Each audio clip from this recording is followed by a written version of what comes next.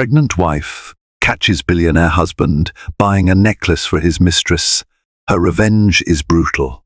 In the whirlwind of luxury and secrets, one tragic discovery sets a fiery path of revenge in motion. Helena, 7 months pregnant and blissfully unaware of the storm brewing around her, stumbles upon a sparkling diamond necklace that her wealthy husband, James, clearly never intended for her.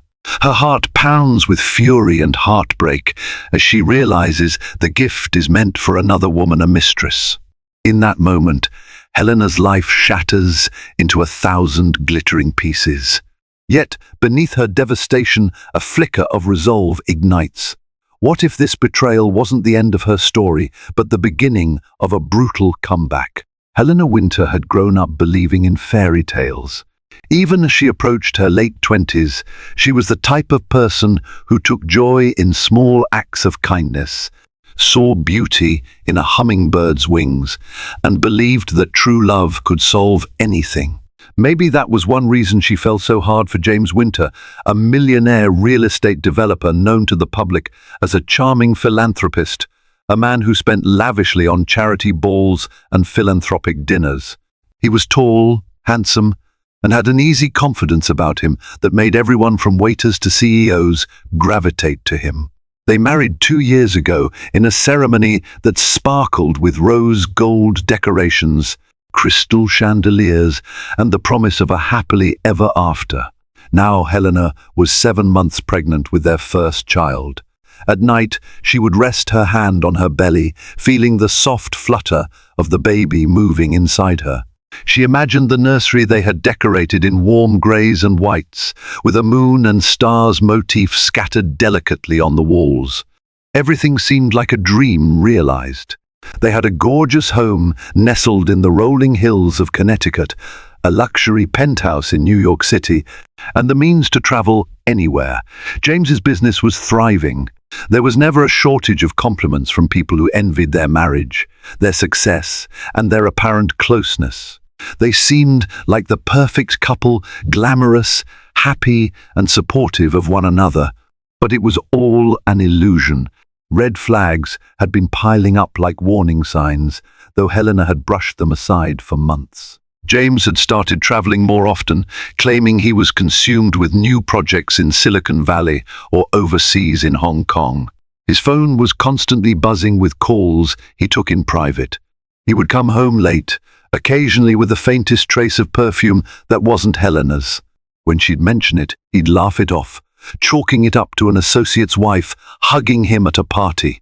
Yet, every time Helena asked for specifics, the conversation ended abruptly, or James swiftly changed the subject to something else, flattering her about the new dress or her glowing skin. And Helena, soft-hearted, trusting Helena, believed him. One crisp evening, though, she felt a subtle but distinct shift. Her husband had left his tablet unlocked in the living room. Usually James was meticulous about securing his devices. He'd talk endlessly about privacy, NDAs, and critical business negotiations. That night, Helena was sitting on the couch, rubbing her growing belly, waiting for James to come down for dinner, when the tablet pinged with a new email. A subject line caught her eye. It said, "Your Tiffany & Company purchase is ready. Tiffany & Company." The name alone was iconic, conjuring images of that classic New York City flagship store on Fifth Avenue, the turquoise boxes and sparkling diamonds behind glass counters. Helena's heart pounded faster. She told herself it was probably something James had purchased for her, maybe a push present or an anniversary gift. She opened the email with trembling hands. The message read, "Dear Mr. Winter, your custom-designed diamond necklace is complete. Please visit our flagship store on Fifth Avenue to pick it up at your earliest convenience. We look forward to assisting you." Helena's eyes skimmed the details. A platinum chain, 2-carat diamond centerpiece, engraving "Forever in my heart." She sat in stunned silence. The baby shifted uncomfortably in her womb, as if sensing her unease. The day after tomorrow was their second anniversary. Could it be for her? She felt a twinge of excitement, swiftly overshadowed by the concern that the cost and design sounded like something James might do, but the phrase in the engraving didn't ring a bell. James had never been the type to say "forever" in my heart. He used different pet names, different phrases. In fact, if he were to choose an engraving for Helena, it might be something like "My Shining Star" or a reference to her beloved lullaby she often sang. This felt off. She closed the email, her mind swirling. Logic tried to reassure her maybe James wanted it to be a surprise, but an ache began to form in the pit of her stomach. She decided not to confront him right away. Instead, she'd wait, watch, and see if he revealed anything. The next morning, James left early, claiming he had a business meeting in Manhattan. Helena pretended to be asleep, but the minute she heard the click of the front door, she was up and dressed. She needed answers. She made a plan. She'd go to Tiffany and Company that afternoon, inquire about the necklace, and confirm whether it was indeed for her. It felt sneaky, but the growing suspicion in her heart demanded action. Helena drove into the city, her heart thudding in her chest the entire way. She parked near Fifth Avenue, ignoring her usual inclination to watch her spending on parking garages today. She just needed answers. Tiffany and Company's flagship store dazzled beneath the morning sun, the polished door handles glinting like gold. Stepping inside was surreal. The store smelled of luxury and fresh-cut flowers, with showcases of diamonds, pearls and gemstones stretching across the floor. A polite man in a sharp suit greeted her. "How may I help you today?" She forced a smile. "I'm here about a custom necklace that was purchased under the name James Winter." The man typed quickly on a computer, then brightened. "Ah, yes, Mr. Winter. It's a lovely piece." He reached beneath the counter and brought out a turquoise box tied with a crisp white ribbon. "We're awaiting his visit tomorrow or the day after, but you're welcome to inspect it if you're Miss S. Winter." Helena swallowed hard as he opened the box. The necklace was breathtaking, a single round diamond set in platinum, shimmering even in the subdued store lighting. She glanced at the engraving on the back of the diamond setting. It read, "Serena, forever in my heart." Helena felt as though the ground had crumbled beneath her feet. Her pulse roared in her ears. The name Serena was not hers. She tried to hide the shaking in her hands as she closed the box. For a long moment she stood there, tears burning her eyes, but she refused to let them spill. If she made a scene here, she'd lose any advantage she might have. Slowly, she drew a steadying breath. "That's lovely," she managed, her voice tight. "I'll let him pick it up." Without waiting for further conversation, she turned on her heel and left the store. Outside, the sounds of New York City rushed at her, taxis honking, tourists chatting, the hum of an approaching bus. Helena stumbled down the sidewalk until she found a quiet alcove near a boutique entrance, where she leaned against the wall, gulping in air. Her worst suspicions had been confirmed. The necklace wasn't for her. It was for someone else, someone named Serena. Before Helena met James, she had been an independent, spirited woman who believed that when injustice was done, you didn't just cry, you fought back. Over the last 2 years, love had softened her. She'd grown complacent, letting James make the major decisions. But now, beneath the heartbreak, a fire began to kindle. She felt the baby shift again, as if reminding her of her responsibility. This wasn't just about her anymore, it was about her child's future. If James had the audacity to cheat on her while she was pregnant, how far would his betrayal go? She recalled an old friend from college, Lillian, who had gone on to become a private investigator. Helena had always found Lillian's work thrilling, but never expected to need her services. Now, it seemed like the perfect time to call. She needed evidence, concrete proof of James's affair. If she decided to divorce him, she needed leverage, especially to secure the future of her unborn baby. Later that evening, when she returned home, James was already there, pacing the living room, phone in hand. Upon seeing her, he adopted his usual warm smile. "Hey, honey, where have you been?" he asked with forced casualness. She felt the bile rise in her throat but pushed it down. "Just errands in the city," she replied, trying to sound normal. James stepped forward to kiss her on the forehead. She felt the coolness of his touch, the hollowness in his eyes. He was checking to see if she suspected anything. She forced a tired smile. "I'm exhausted.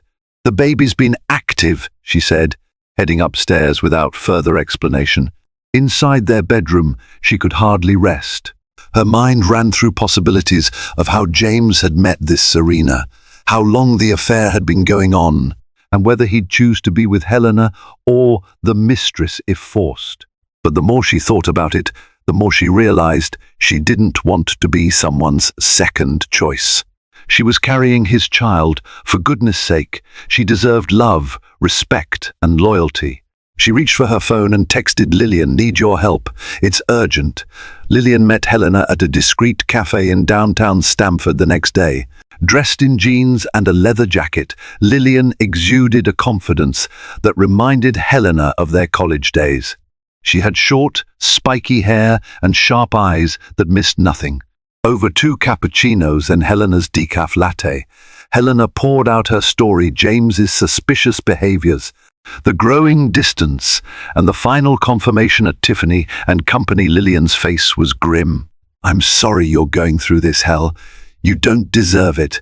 She paused, considering her friend carefully. "Are you sure you want to go through with an investigation? Sometimes, once you open Pandora's box, you can't go back." Helena looked down at her belly, her heart tightening. "I have to know, and I need proof. This is bigger than me now." Lillian nodded and laid out her plan. She had a team of discreet operatives who could follow James, hack or monitor his emails in legal ways, and gather photographic evidence. She'd document James's movements, capture him with Serena if possible, and compile everything Helena would need in a worst-case scenario: confrontation, divorce, or even blackmail if it came to that. The next few days were nerve-wracking for Helena. She performed her usual routine doctor's appointments, prenatal yoga, and even some nursery decorating while trying not to think about what Lillian might uncover. James remained pleasant if somewhat distant at home. He seemed stressed, but Helena suspected it was from juggling 2 women. Despite her roiling emotions, Helena began noticing every detail: how he'd check his phone, the moment it buzzed, how his smiles never quite reached his eyes, how the kiss goodnight had grown perfunctory. One late evening, Helena was reading in bed when she received a text from Lillian. "He's at the Rosewood Hotel with her. We'll send details soon." Helena's blood went cold. The Rosewood Hotel was one of the most luxurious spots in New York City, boasting high-end suites and a bar frequented by celebrities. It made sense that James would choose a place that matched his lavish lifestyle. Heart-pounding, Helena waited for the next text. Several minutes later, Lillian sent photos. The images were startlingly clear. James in an elevator with a striking brunette on his arm. Then another shot, James and the brunette entering a suite, the door closing behind them. Helena stared at the woman. She was tall, model-like, with shimmering hair that spilled in waves down her back. Her face was partially turned away, but Helena could see a satisfied smirk on her lips. Serena. This was the woman who had captured her husband's attention, and James was obviously smitten. Helena's first instinct was to drive to the hotel, bang on the suite door, and scream. But then her unborn child kicked an oddly well-timed reminder. She couldn't be rash. She was in her 3rd trimester, and stress was dangerous. Also, James was cunning. If Helena confronted him without a plan, he might lie, cover his tracks, or even blame her for invading his privacy and spin the story in some twisted manner. So she waited. When James returned home the following afternoon, she forced herself to greet him with a tired smile. her face betraying only slight exhaustion, not the raging fury she felt inside. "Working late again?" she asked casually, flipping through a magazine at the kitchen counter. "Yeah," he replied, tossing his jacket aside. "Big project. These clients are driving me nuts."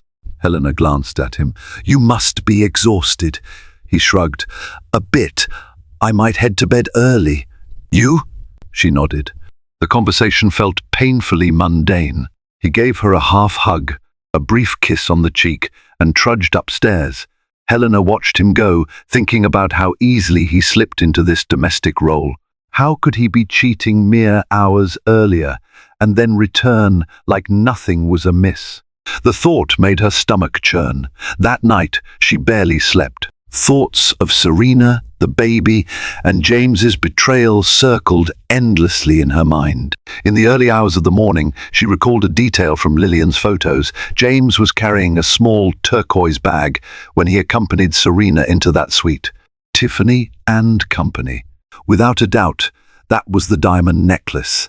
Her gift, no, the mistress's gift.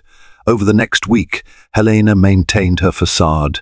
Lillian provided regular updates and more incriminating evidence, timestamps of James visiting Serena's penthouse in Manhattan, receipts for extravagant dinners, spa appointments, charged to James's corporate card. Each piece of evidence was like a knife twisting in Helena's heart, but it also fueled her determination. She recalled a vital fact. James's fortune was built on real estate developments, but he had always used a complex network of shell companies and partnerships to minimize taxes and liability. Helena had only a surface-level understanding of these structures. James rarely discussed the details, but she knew enough to realize that his empire might be more fragile than it appeared. If his public image took a hit, or if his partners discovered scandal, he could lose crucial backing. Additionally, his philanthropic facade was important for sustaining good relationships with city officials. A public scandal would be disastrous for his business. Helena decided to get in touch with one of James's old friends, a lawyer named Andrew Davis, who had always harbored a quiet fondness for her. Andrew was the type of person who knew how to keep secrets, but also valued justice. If Helena needed leverage against James, Andrew would know exactly where to apply the pressure. She arranged to meet Andrew for lunch at a private club in Greenwich. Andrew listened attentively as Helena revealed James's infidelity and the evidence she'd gathered. His face grew somber. "I'm sorry, Helena," he said softly. "Are you sure you want to go to war over this? Divorces can be messy, particularly when there's this much money at stake." Helena's jaw tensed. "I'm sure, but I won't act rashly. I have to consider my baby. I need to guarantee our future. That means I need to protect myself legally, financially, and emotionally." Andrew nodded.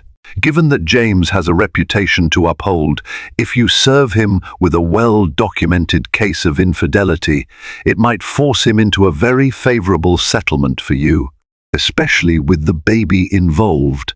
You could hold the threat of a public scandal over his head, but..." He trailed off. "But what?" Helena asked. Andrew hesitated. "He might not go down without a fight. And there's always the risk that you come out looking vindictive. You might face public scrutiny. The tabloids love a scandal like this, especially if James's name is big enough. If you're serious, we'll need more than just proof of his affair. We'll need something that truly puts him in a corner."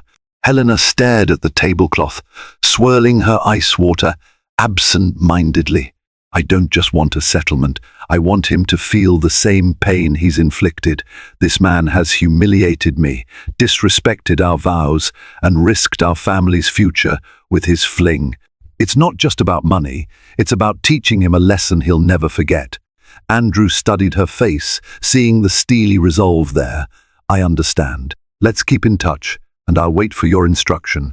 One evening, Helena was reorganizing the nursery closet when her phone rang Lillian again. She answered quickly.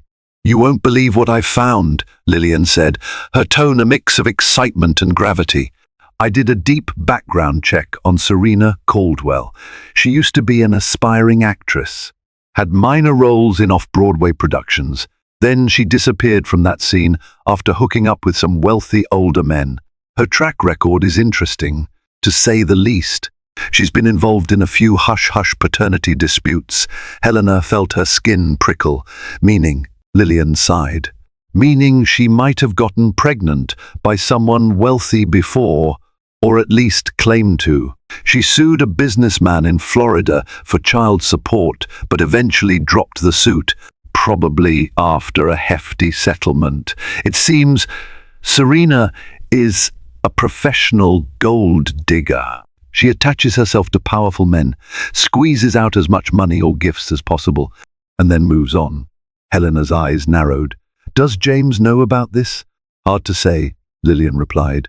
"She might be lying to him, but if James is truly smitten, he might be ignoring all the warning signs. A woman like Serena knows exactly how to play a man, especially a wealthy one. She probably told him she loved him, that she was different from all the rest, and he fell for it." That news fueled Helena's anger further. Her husband was not just cheating, he was also gullible enough to fall for a con artist. The baby stirred within her, like a reminder that time was ticking. She needed to finalize her plan. Helena lay awake in bed that night, her mind buzzing with strategies. Divorcing James would be simple enough with the evidence of his infidelity. But that wasn't enough. She wanted to do something that stung, something that reminded him he couldn't just treat people like disposable objects. She considered the timing carefully. She was due in about 2 months. It might be risky to enact a massive plan now, but it also might be perfect. James would never expect his pregnant wife to have the time or energy for cunning moves. She texted Lillian in the morning, telling her she wanted more in-depth information on James's business dealings. She wanted something that could cause genuine fear in him, potentially an angle that would threaten his carefully curated public image. In a matter of days, Lillian delivered.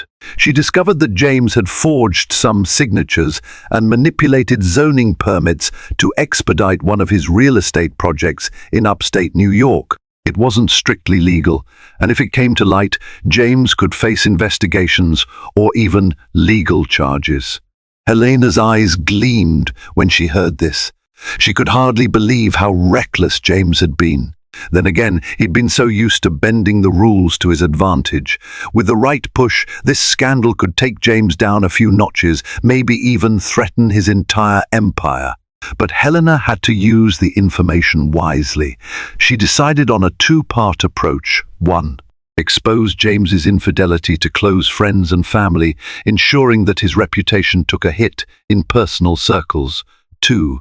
Subtly leak the shady zoning permit details so that it reached potential business partners, causing them to second-guess their collaborations. Simultaneously, she'd give James the chance to offer her a significant settlement enough to secure her child's future for life.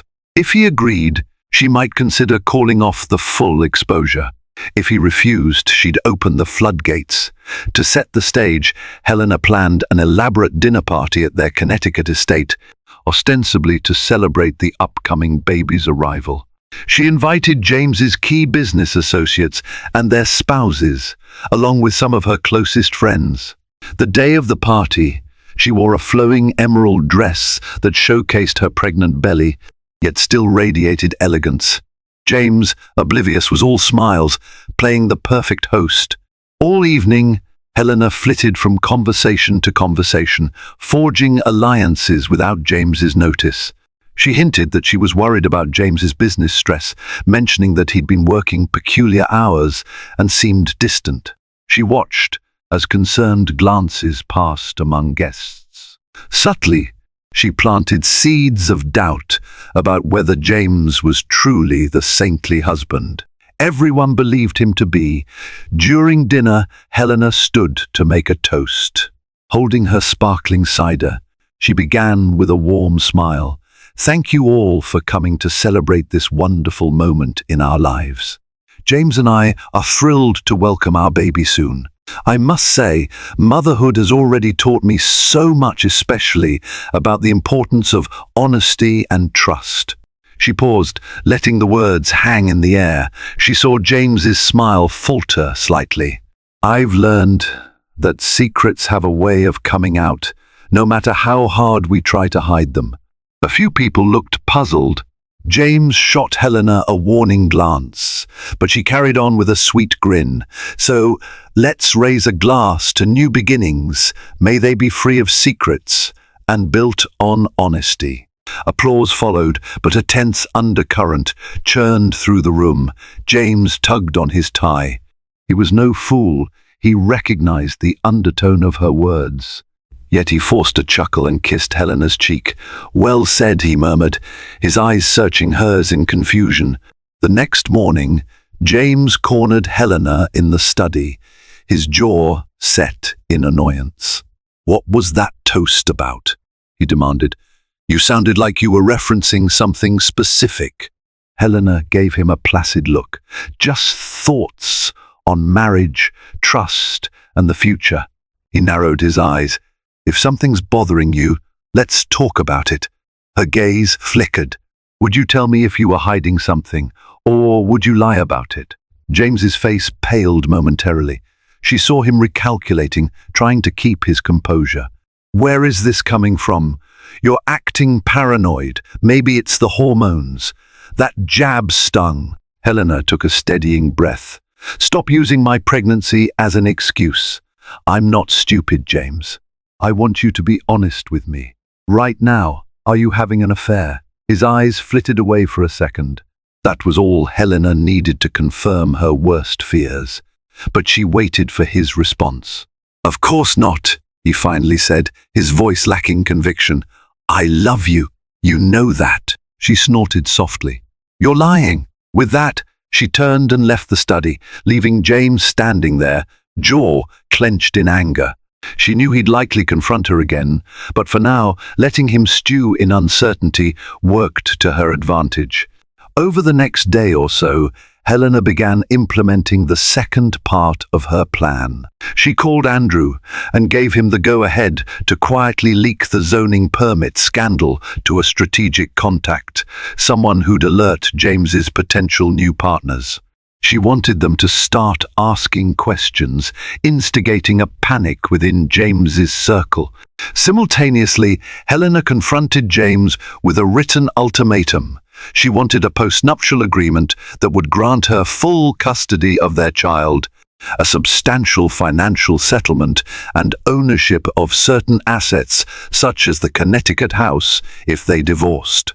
She placed it in a sealed envelope on his desk, labeled in bold letters. 2 days later, James came home fuming. The minute he walked through the door, Helena could sense his rage. He stormed into the living room where she was reading, brandishing the sealed envelope. "What is this?" he hissed. Helena looked up calmly. "You read it. You tell me." He threw it onto the coffee table. "You're threatening me. A post-nuptial agreement on top of this nonsense about an affair?" "Nonsense," Helena repeated. She stood, bracing herself for the confrontation she knew was inevitable. "I know about Serena Caldwell. I know about the necklace from Tiffany's. I know about your nights at the Rosewood Hotel. I have photos, James." For a moment, James looked like he'd been punched in the gut. His face went white, and he actually staggered a step backward. Then anger replaced shock. "You've been spying on me?" Helena let out a bitter laugh. "I've been protecting myself, my unborn child. You left me no choice." He began pacing, raking his hands through his hair. "It's not what you think," he muttered. She's just a distraction. It's business too. She knows people. I need to close a deal." "Don't insult me," Helena snapped, her voice trembling with outrage. "I've heard enough lies. I want you to sign that agreement, guaranteeing me everything I'm asking for, or else I release the evidence of your affair to your business partners, your family, your mother, the press. You name it." And that's not all. He paused, eyes widening as she pressed a manila folder into his hands. Inside were documents detailing the zoning permit fraud. She saw the color drain from his face again. "You're blackmailing me," he whispered. She folded her arms over her chest. "I'm giving you a choice. Make me whole or face the consequences." That night, James refused to sign anything, storming out of the house in a rage. Helena guessed he'd run straight to Serena, seeking solace or advice. Sure enough, a few hours later, Lillian texted Helena that James was at Serena's penthouse. But something unexpected happened. At around midnight, Helena's phone buzzed again. It was a call from Lillian, her voice urgent. "You won't believe this, Hel. Serena just got into an argument with James. She kicked him out of the penthouse. There was shouting. Neighbors heard everything. Something about money. Helena felt a grim satisfaction. She'd suspected. Serena was a gold digger. Now that James's business was showing signs of trouble, Serena must have smelled the potential downfall. The cracks in James's empire were starting to show. If James lost everything, Serena would jump ship faster than anyone could blink. The next morning, Helena found James asleep in the living room, stubble shadowing his jaw, tie loosened, his suit rumpled. An empty whiskey glass sat on the side table. She quietly made breakfast, the smell of coffee filling the kitchen. When James finally stirred, he trudged to the kitchen counter. "You have no idea what you've done," he said hoarsely. "My investors are backing out of a major development. They got wind of some rumored legal irregularities. My phone's been blowing up all morning. People want answers." Helena offered him a calm gaze. "So sign the agreement." James slammed his fist on the counter, making her jump slightly. "This is my life's work. You're trying to ruin me, Helena." A flicker of pain crossed her face. "You already ruined something far more precious, our marriage. You want to talk about destruction? How about what you did to me, to our child? This was supposed to be a time of joy, and you chose to betray me." Tears stung her eyes despite her attempts at composure, and for a moment James looked regretful.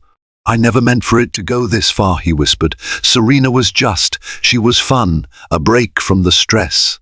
"I didn't think." "No, you didn't think," Helena said quietly. "And now you have to face the consequences." He slumped into a chair, burying his face in his hands. The tension in the room was palpable. Helena almost felt sorry for him. But then she remembered the Tiffany necklace, the nights at the hotel, the lies upon lies. Her resolve hardened. Just when Helena thought the drama might hit a standstill, she received an unexpected call. The caller ID read blocked, but she picked up anyway. "Hello, is this Helena Winter?" a sultry female voice asked. Helena's breath caught. "Yes, who is this?" "It's Serena Caldwell," the woman purred. Helena tensed. "Why are you calling me?" A slight pause. "I thought you might want to know what James is up to. We had a falling out, and I can't stand being lied to anymore." "I suspect you and I have more in common than you think." Helena gripped the phone. This was unexpected. "Go on." Serena let out a bitter laugh. "Your husband told me he was leaving you, that you were a frigid, controlling woman who only married him for his money. He claimed he didn't want the baby, that it was all your idea. He said he wanted to start a fresh life with me. Then, after he gave me that necklace, I found out he was lying about half his promises. He wouldn't even pay off my debts. Then I heard rumors that his business is in trouble, so I told him to get out." Helena inhaled slowly, her heart pounding. So James had planned to discard her, to disclaim interest in their baby, and he was feeding Serena a sob story. "What do you want from me?" Helena asked, her voice eerily calm. "I want to get even," Serena said. "I gave up some opportunities for James. I turned down other suitors who could have offered me more. So if there's a way to bring him down together, I'm in." Helena paused. She didn't trust Serena for a second, but this could be useful. "I don't need your help," Helena said. "I've already got enough leverage on James." Serena snickered. "Suit yourself. But if you need me, you know how to reach me." The call ended, leaving Helena feeling slightly shaken. James had lied to Serena about his intentions. Not that Helena was surprised, but hearing it confirmed from the mistress's own mouth stung. It made her realize how twisted James had become, or perhaps had always been. As the tension escalated, Helena decided it was time to involve James's mother, Margaret Winter. A stern, classy woman in her 60s, Margaret adored Helena and often said she'd never seen James so happy as when he was with her. Helena had hesitated to drag the older woman into this mess, but Margaret was the closest thing to a moral compass James had. Helena invited Margaret over for tea. She couldn't hide her distress. A few minutes into their conversation, Margaret placed a hand over Helena's. "Dear, you look so troubled. Tell me what's wrong." Tears welled in Helena's eyes. She recounted James's affair, the necklace, the hotel visits, and the heartbreak. Margaret listened in silence, her face pale with shock. "I can't believe he would do this," Margaret whispered, her voice trembling. "You're carrying his child. How could he be so heartless?" Helena dabbed her eyes with a tissue. "I love him, Margaret. Or at least I loved who I thought he was, but I can't forgive him for this." Margaret squared her shoulders. "He's my son, but I won't excuse his behavior. If you need me to testify or stand by you, I will. He must face the repercussions of his actions. I won't let him ruin your life or my grandchild's." Deep gratitude welled up in Helena. She hugged Margaret tightly. "Thank you. I hope he realizes what he's lost before it's too late." In the days that followed, Helena's plan reached its crescendo. She sent James an ultimatum via email, an official request to sign the postnuptial agreement. Attached were damning photos and documentation. She CC'd Andrew Davis, her lawyer friend, to show she was serious. The response was swift. James came home earlier than usual, looking haggard and disheveled. "We need to talk," he said in a defeated tone. Helena watched him warily. "I'm listening." He swallowed hard. "I'll sign, but I need you to keep everything under wraps. I can't lose my company, my reputation. I can't lose my freedom." Helena's lips pressed into a thin line. "You should have thought about that before taking a mistress," he sighed, rubbing his temples. "I know. I was an idiot. I never wanted to hurt you or our baby. Please, I'm begging you." Helena pulled out the document, pointing to the signature line. "Sign." His gaze flicked up to hers, searching for mercy, but she only offered a stern, unyielding expression. With a shaking hand, James signed. She felt a strange pang in her chest, watching him scrawl his name. A part of her had loved this man deeply. Seeing him reduced to this state made her heart twist with pity, anger, and a tinge of sadness. When it was done, she slipped the papers back into a folder. "I'll have my lawyer file these," she said. "So we're clear? If you don't abide by every term in that agreement, I will release everything." He nodded, looking like a man awaiting execution. "Understood." Helena turned to walk away, but James grabbed her wrist gently. "Helena, She didn't let him finish. She pulled free. "Don't," she whispered. "Don't say anything. It's too late. You should have thought about your family before you decided to stray." Even after James signed the agreement, the tension in the house was unbearable. Helena felt suffocated, sharing the same space with him. She had Andrew expedite the legal process to ensure her assets and future were secure, should she file for divorce. James tried to talk to her several times, offering apologies and half-hearted explanations. Helena listened in stony silence. She was beyond caring about his reasons. He'd humiliated her in the most public and personal way possible. No amount of apologies could mend the shattered trust. Meanwhile, rumors began swirling in social and business circles. Word got out that James and Helena were on rocky terms. Some suspected an affair, others attributed it to business stress. Investors withdrew from deals, not wanting to risk association with potential scandal. James's empire began to wobble, though he scrambled to contain the damage. Serena Caldwell, for her part, disappeared into the shadows. According to Lillian, she left New York altogether, possibly hooking up with a new benefactor. Helena hardly cared. She was just relieved that the woman was out of her life. One afternoon, Helena was in the nursery, folding baby clothes, when James trudged in. He looked pale, eyes rimmed with fatigue.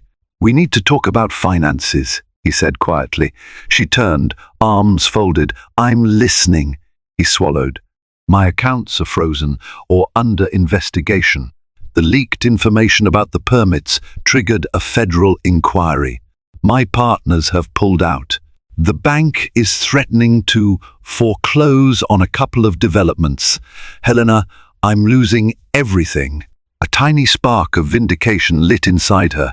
"You should have realized how precarious your position was before you broke our vows." He sank into the rocking chair. "I know I deserve this. But what about the baby? Our child shouldn't suffer because of my mistakes." Helena stared at him.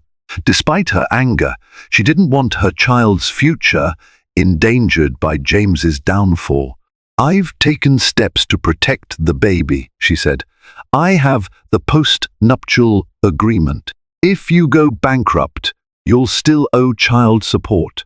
But I can't magically fix your business problems." James nodded miserably. "I'm going to try to salvage what I can. But I wanted you to know I'm truly sorry." For a fleeting moment, Helena almost believed he was sincere, but her heart was too bruised to forgive. "You made your bed, James. Now you lie in it." In the final weeks of her pregnancy, Helena began to question whether she wanted James in the delivery room at all. The idea of him holding her hand after what he'd done was repulsive. On the other hand, this was also his child. She wrestled with the decision, confiding in Margaret for guidance.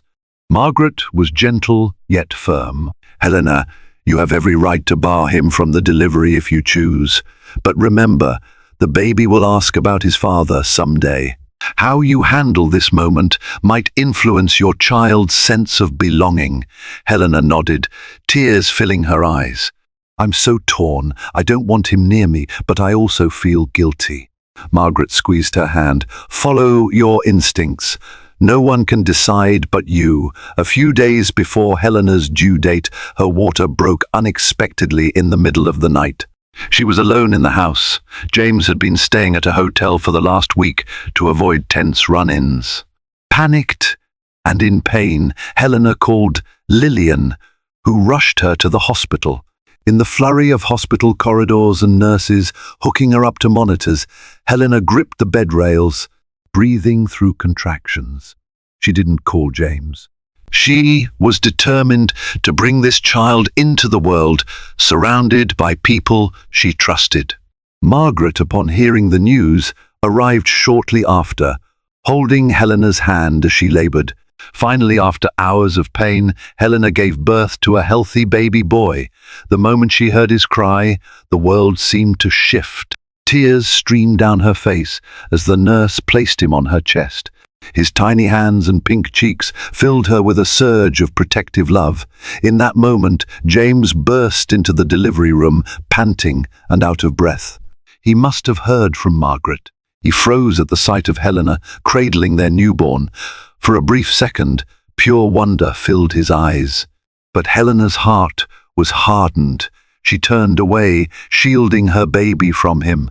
"You weren't invited," she murmured, pressing her lips to the infant's forehead. James stood there, a mixture of longing and regret etched into his face. He didn't push the issue. He simply watched from a distance as nurses tended to Helena and the newborn.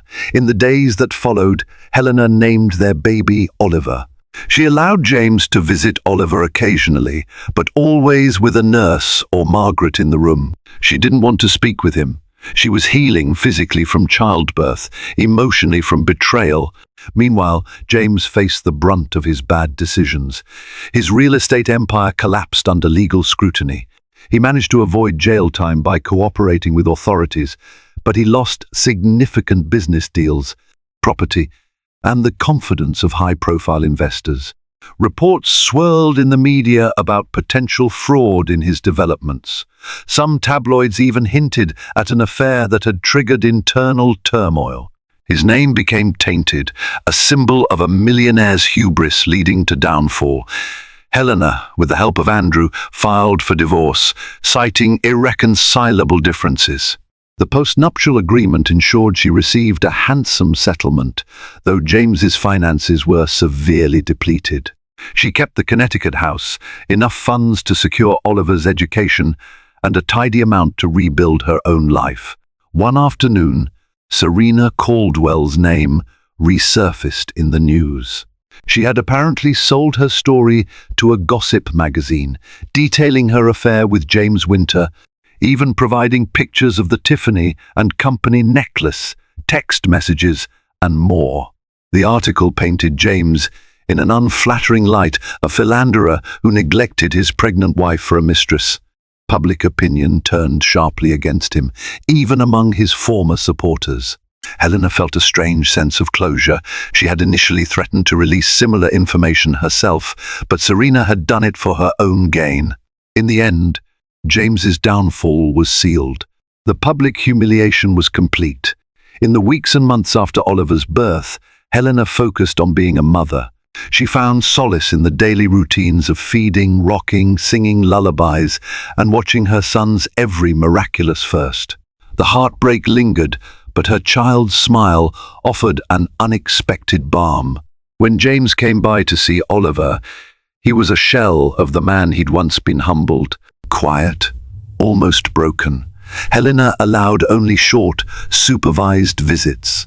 She wanted Oliver to know his father, but she also needed to protect her peace. Helena began therapy to heal from the betrayal. She also reconnected with friends she'd lost touch with during her marriage. Bit by bit, she reclaimed her identity. She discovered she had a talent for interior design, a passion she'd dabbled in before marrying James. With her settlement money, she opened a small design studio, determined to forge a future where she could stand on her own 2 feet. Every so often, she found herself reflecting on the extraordinary lengths she'd gone to for revenge. A part of her worried that she'd stooped too low, that she'd become vindictive. But then she reminded herself that James had made his choices. He had sown the seeds of his own destruction. She had merely refused to be his victim. Nearly a year passed after Oliver's birth. The final divorce decree was signed, awarding Helena primary custody.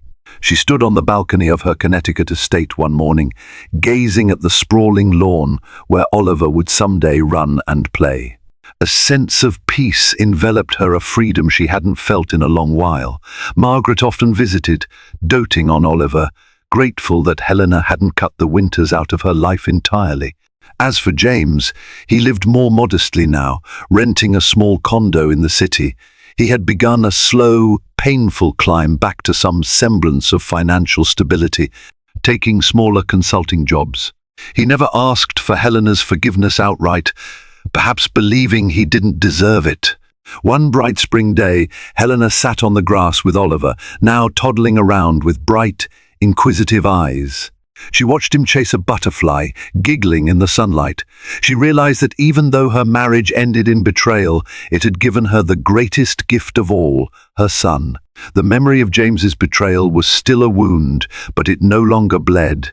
It was a scar that reminded her of her own strength, her capacity to overcome, and the fierce love she had for her child. Her revenge had been brutal, yes, but it was also a means of survival in a cruel, unexpected storm. And from that storm, she had emerged stronger, with a future she could shape on her own terms. Thank you for joining me on this intense journey through betrayal, heartbreak, and ultimately, fierce empowerment. Helena's story is a reminder that even in the darkest moments, when trust is shattered and innocence lost, one can rise stronger and fight for what truly matters. She refused to be a victim and claimed victory over her destiny, ensuring that her child's future remained secure. It's a tale of brutal karma, proving that actions always have consequences. And sometimes, those who betray end up facing the harshest punishments of all. If you found yourself captivated by the twists, the passion, and the retribution in this story, don't forget to like, share, and subscribe to our channel. Your support helps us bring more riveting tales like this one to life. Share your thoughts in the comments. What would you have done in Helena's position?